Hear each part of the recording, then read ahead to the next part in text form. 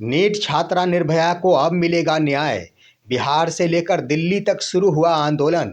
छात्रों के द्वारा भी शुरू की गई सैकड़ों किलोमीटर की न्याय यात्रा। पप्पू यादव की रणनीति आने लगा काम। दोस्तों नमस्कार, मैं हूं आपका दोस्त एसके चौधरी।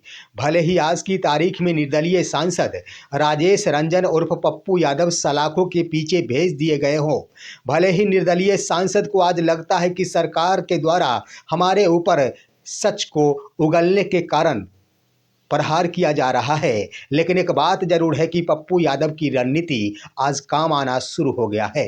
दोस्तों दरअसल पप्पू यादव आज सलाखों के पीछे है। उसके कारणों को आप देखेंगे तो खबरों में जो चल जा रही है, और खबरों में इतना ही नहीं, खबरों में तो स्पष्ट ही झलकियां प्रस्तुत की जा रही है कि पप्पू यादव ने जब नीट छात्रा के लिए आग उगलना शुरू किया था, उसके बाद ही सरकार की कानें खुलनी शुरू हो गई थी। सरकार की कानों तक ये बातें पहुंचनी शुरू हो गई थी कि पप्पू यादव का कहना है कि बड़े बड़े रसूखदारों के बेटे इसमें शामिल है। उसी वक्त से यह संभावना जताई जा रही थी कि कुछ ना कुछ जरूर किया जा सकेगा, लेकिन अब पप्पू यादव के समर्थकों और कार्यकर्ताओं ने स्पष्ट रूप से कह दिया है कि कुछ और नहीं, निर्भया कांड जो नीट छात्रा कांड के नाम से जाना जाता है, उसी को लेकर जब पप्पू यादव के द्वारा आंदोलन शुरू किया गया, उसके लिए न्याय के लिए रणनीति बनाने की शुरुआत की गई, और इसकी भनक जब बड़े बड़े रसूखदारों को लगी, तब उनकी आवाज़ों को दबाने के लिए ही आखिर पप्पू यादव को गिरफ्तार कर लिया गया। दोस्तों इसके क्रम में हम बता दें कि पप्पू यादव को बीते कल ही यानी 7 फरवरी 2026 को कोर्ट के द्वारा बेऊर जेल के अंदर रखने की बातें की गई थी और मेडिकल कस्टडी में उन्हें भेज दिया गया था पीएमसीएच में। लेकिन देर शाम यानी रविवार को पप्पू यादव को एक बार फिर से बेऊर जेल भेज दिया गया है। हालांकि उनके निजी सचिव ने यह जानकारी दी है कि पप्पू यादव की स्थिति ठीक नहीं है, पप्पू यादव ठीक से बोल नहीं पा रहे हैं। उसके बावजूद भी पप्पू यादव को पीएमसीएच से उठाकर भेज दिया गया बेऊर जेल। हालांकि चाहे जो कुछ भी हो, यहाँ कानून का पालन करना तो मजबूरी बन जाती है। कानून के स्तर से ही अगर यह आदेश आया होगा कि पप्पू यादव को जेल भेज दिया जाए, तो हो सकता है ऐसा किया गया हो। लेकिन एक सवाल जरूर खड़ा हो रहा है कि उनके समर्थक और निजी सचिव का कहना है कि ये कोई वैसा केस नहीं था जिसके आधार पर पप्पू यादव को गिरफ्तार किया जाता। ये वैसा केस नहीं था 31 वर्ष पुराना जिसके आधार पर पप्पू यादव को जेल जाना पड़ता। लेकिन आखिर वैसी परिस्थिति में और मोहरा बनाकर पप्पू यादव को सलाखों के पीछे भेजा गया है, जिससे कि एक छात्रा, एक बेटी के लिए न्याय की आवाज़ को दबाया जा सके। दोस्तों इसके अंतर्गत भले ही पप्पू यादव आज रविवार देर शाम से बेऊर जेल में रहेंगे, लेकिन उनकी बनाई गई वो रणनीति अब उस बेटी निर्भया के लिए वरदान साबित जरूर होगा, क्योंकि आंदोलन पटना से लेकर दिल्ली तक की शुरुआत कर दी गई है। दरअसल दोस्तों पटना में सबसे पहले पप्पू यादव के समर्थकों और खासतौर पर कांग्रेसी कार्यकर्ताओं के द्वारा जमकर आंदोलन किया गया है। इसमें सबसे पहली बात ये रही कि पप्पू यादव को रिहा किया जाए, इसको लेकर नारेबाजी की गई। कांग्रेस कार्यकर्ता, कांग्रेस समर्थक और पप्पू यादव के समर्थकों ने जमकर नारेबाजी की। पुलिस प्रशासन के प्रति यहां पर नारेबाजी की और साथ ही साथ मुख्यमंत्री श्री नीतीश कुमार के लिए भी पुतले दहन किए, और सरकार के साथ साथ प्रशासन के ऊपर बहुत बड़ा आरोप भी उन्होंने लगाया कि पप्पू यादव किसी प्रकार के गुनाहगार नहीं, सिर्फ सच बोलने के कारण पप्पू यादव को आज जेल भेजा गया है, और वो भी एक बार फिर से जब वो अचेता अवस्था में है, उस वक्त उन्हें पीएमसीएच से उठाकर बेऊर जेल भेज दिया गया है।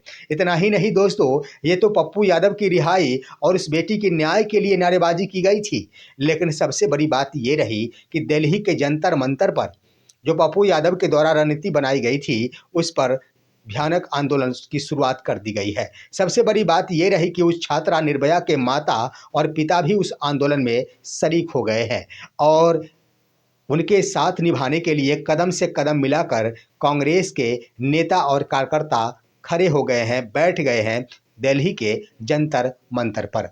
दोस्तों यहाँ पर देखेंगे तो हर हाल में आपको नजर आएगा कि यह मामला यानी बिहार का से जुड़ा हुआ मामला, बिहार में किसी भी प्रकार के न्याय की आशाएं नहीं दिखी, तभी तो आखिर दिल्ली का रास्ता चुना गया होगा। ये स्वाभाविक है दोस्तों।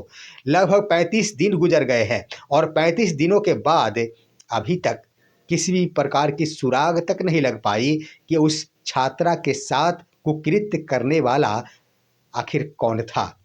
लेकिन यहाँ पर देख लिया जाए दोस्तों, उन छात्रा के परिजन यानी माता और पिता जो दिल्ली के जंतर मंतर पर आंदोलन में बैठे थे, न्याय की मांग कर रहे थे, उन्होंने बड़ा आरोप लगाई। सबसे पहली बात कह दे तो उनके पिता ने आरोप लगाया है। उनके पिता का कहना है कि बिहार में हमें न्याय की कोई आशा नहीं रही। उन्होंने कह दी कि हमारे जान के ऊपर खतरा है, हमारी जान भी ली जा सकती है, क्योंकि पुलिस प्रशासन के द्वारा 2-2 बार मेरे ऊपर यह दबाव बनाया गया कि आप यह स्वीकार कर लो कि हमारी बेटी ने आत्महत्या की है, जिसको लेकर उनका कहना है कि मैं कदापि स्वीकार नहीं कर सकता। और उन्होंने अपील कर डाली है प्रधानमंत्री से कि प्रधानमंत्री अब हमें न्याय दिलाए, क्योंकि बिहार सरकार के ऊपर हमें कोई भरोसा नहीं है। एसआईटी टीम के ऊपर मुझे कोई भरोसा नहीं। साथ ही साथ ये भी बातें कह दी गई कि सीबीआई के समक्ष जो जांच हेतु भेज दिया गया है, इसे छोड़कर न्यायाधीश इसे संज्ञान में ले। यानी सुप्रीम कोर्ट के प्रति गुहार लगाते दिखे हैं उस छात्रा के परिजन। सुप्रीम कोर्ट के न्यायाधीश के प्रति उन्होंने गुहार लगाते हुए कही है कि हम कोर्ट से आग्रह करेंगे कि इस पर संज्ञान ले और हमारी बेटी को न्याय दिलवावे। इतना ही नहीं दोस्तों, उस छात्रा की माता के द्वारा कहा गया कि भले ही हमारी बेटी इस दुनिया में आज नहीं रही, लेकिन दिल्ली के जंतर मंतर पर मैं इसलिए खड़ी हूँ कि आने वाले दिनों में और किसी भी बेटी के साथ यह दुर्गति नहीं हो और कोई घटना शर्मसार करने वाली सामने नहीं आ सके और किसी अन्य माता का दिल नहीं रो सके। इसलिए मैं दिल्ली के जंतर मंतर पर आई हूँ। बड़ी बातें उन्होंने कह डाली दोस्तों। इस पर अब अन्य समर्थक, अन्य जो बेटियों के माता पिता है, जो अपनी बेटी को अलग भेजते हैं पढ़ाई के लिए, उनके लिए सपने संयोग कर रखते हैं, उन्होंने भी उनका समर्थन देना शुरू कर दिया है। उनकी माता श्री का कहना था दोस्तों कि हमें पूरा समर्थन मिल रहा है आम नागरिकों का, हमें पूरा समर्थन मिल रहा है मीडिया का। लेकिन एक बात कही कि किसी भी नेता ने हमारी बेटी के न्याय के लिए आवाज़ें बुलंद नहीं की, और आवाज़ बुलंद करने वाले सिर्फ एक शख्स थे, वो थे पप्पू यादव, जिन्हें गिरफ्तार कर जेल में बंद कर दिया गया है। दरअसल दोस्तों, वहाँ पर जिसके लिए पप्पू यादव को आज ये दंश झेलना पड़ रहा है, कम से कम उन्होंने गुणगान जरूर किया है।